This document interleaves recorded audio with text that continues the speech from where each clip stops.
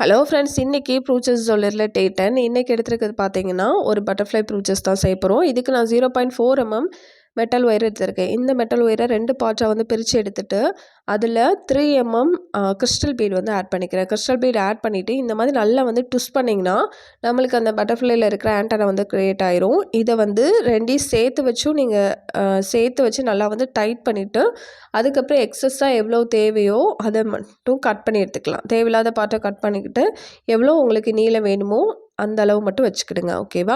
இப்போது அதுக்கப்புறம் செய்ய வேண்டிய விஷயம் பார்த்தீங்கன்னா ஃபெல்ட் ஷீட் வந்து எடுத்திருக்கேன். கட் பண்ணதுக்கு வந்து கட்டர் தான் யூஸ் பண்ணுறேன். ஓகேவா? இப்போது இந்த ஃபெல்ட் ஷீட் வந்து ஒயிட் கலரில் எடுத்திருக்கேன். ஊசி நம்பரில் பார்த்தீங்கன்னா நம்பர் 10 எடுத்திருக்கேன். நம்பர் 10ல் வந்து நூல் இருந்தால் நீங்கள் நூல் கோத்துருங்க. நான் இன்றைக்கி வந்து ஆரிக்கு யூஸ் பண்ணுறோம்ல நரம்பை தான் வந்து கோர்த்து எடுத்திருக்கேன். இப்போ இதை நீங்கள் ஒட்டியும் எடுக்கலாம். ஒட்டுறதை விட இந்த மாதிரி ஸ்டிச்சஸ் போடும்போது உங்களுக்கு லைஃப் டைம் இருக்கும். அதனால தான் நான் வந்து ஸ்டிச் போடுறேன். இப்போது சென்டர் பொசிஷனில் வச்சுட்டு நல்லா வந்து ஸ்டிச்சஸ் வந்து போட்டுக்கிடுறேன். ஒருவேளை நீங்கள் கீழே தள்ளியும் வச்சுக்கலாம். கீழே தள்ளி வச்சா நம்மளுக்கு எக்ஸஸாக உள்ளதை கட் பண்ணி எடுக்க வேணும். அதனால் நான் மேலே தள்ளி வச்சுட்டேன். நம்மளுக்கு கட் பண்ணுறதுக்கு ஈஸியாக இருக்கணுங்கிறதுக்காக. இப்போது மேலேருந்து கீழே வரைக்கும் நல்லா வந்து ஸ்டிச் போட்டு எடுத்துக்கிடுங்க. அதுக்கப்புறம் white colour crystal clip stones வந்து எடுத்துருக்கிறேன். ஓகேவா? இதில் வந்து ரவுண்ட் இருந்தால் ரவுண்ட் எடுத்துக்கிடுங்க. என்கிட்ட இன்றைக்கி ஒரு ஸ்கொயர் ஷேப்பில் இருந்தனால 2 ஸ்கொயர் ஷேப்பை வந்து அது கீழே கிளிப் ஸ்டோனில் பார்த்தீங்கன்னா நம்மளுக்கு ஹோல்ஸ் இருக்கும். அந்த ஹோல்ஸில் வச்சு நல்லா வந்து ஸ்டிச்சஸ் வந்து போட்டுக்கிடுறேன். இந்த இடத்துலையும் நம்ம ஒட்டுறதை விட ஸ்டிச் பண்ணுறதுனால ஃபுல்லாக வந்து ஸ்ட்ராங்காக நிற்கும். இப்போது இதுக்கு லாஸ்ட் எண்டிங்கில் 2 கிளிப் ஸ்டோன் வந்து ரவுண்டும் அதுக்கப்புறம் ஒரு ட்ராப் ஷேப்பு 3மே சென்டர் பொசிஷனில் கொடுத்துருக்கேன். இந்த ட்ராப் ஷேப்பை வந்து நீங்கள் வந்து அந்த கூம்பு மாதிரி இருக்கிறது வந்து கீழே டேன் பண்ணி வச்சுக்கலாம். நான் அதை வந்து ஃபஸ்ட்டு கவனிக்கலை. அப்படியே நீங்கள் வச்சிங்கன்னா உங்களுக்கு அந்த ஷேப் வந்து கரெக்டாக வரும். ஓகேவா?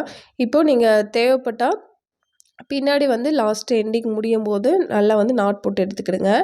இப்போது கிளிப் ஸ்டோன்ஸ் வந்து வைக்க போகிறோம். இந்த கிளிப் ஸ்டோனை வந்து இதே மாதிரி வந்து வச்சு பாருங்கள். வச்சு பார்த்துட்டு உங்களுக்கு இந்த பொசிஷன் கரெக்டாக இருந்துச்சு அப்படின்னா இதுக்கு மேலே வந்து P7000 க்ளூ வந்து அப்ளை பண்ணணும். அதாவது இந்த கிளிப் ஸ்டோனை வச்சு பார்த்துட்டு தூரம் எடுத்துகிட்டு கரெக்டாக அந்த இடத்துல வச்சுட்டு க்ளூ அப்ளை பண்ணிவிட்டு அதுக்கப்புறம் வந்து ஸ்டோன்ஸை வந்து ஃபஸ்ட்டு ஒட்டி தான் விட்டுருக்கேன். ஒட்டி ஒரு 3 நிமிஷம் ஆனதுக்கு அப்புறம் தான் ஸ்டிச் பண்ணுறேன். எதுக்காகனா நம்ம அப்படி டேரெக்டாக வச்சு ஸ்டிச்சஸ் போடும்போது அந்த வச்சுருக்கோள்ள கிளிப் ஸ்டோன் அது வந்து விலகி வரதுக்கு வந்து சான்சஸ் இருக்குது. அந்த இடத்துல வந்து கரெக்டாக வந்து பாயிண்ட் இருக்கணும் அப்படிங்கிறதுக்காக ஃபஸ்ட்டு ஒட்டி விட்டுட்டு காய விட்டுட்டு அதுக்கப்புறம் திரும்ப வந்து தையல் கொடுக்குறேன். ஓகேவா? 2 வேலை வந்து செய்யணும்.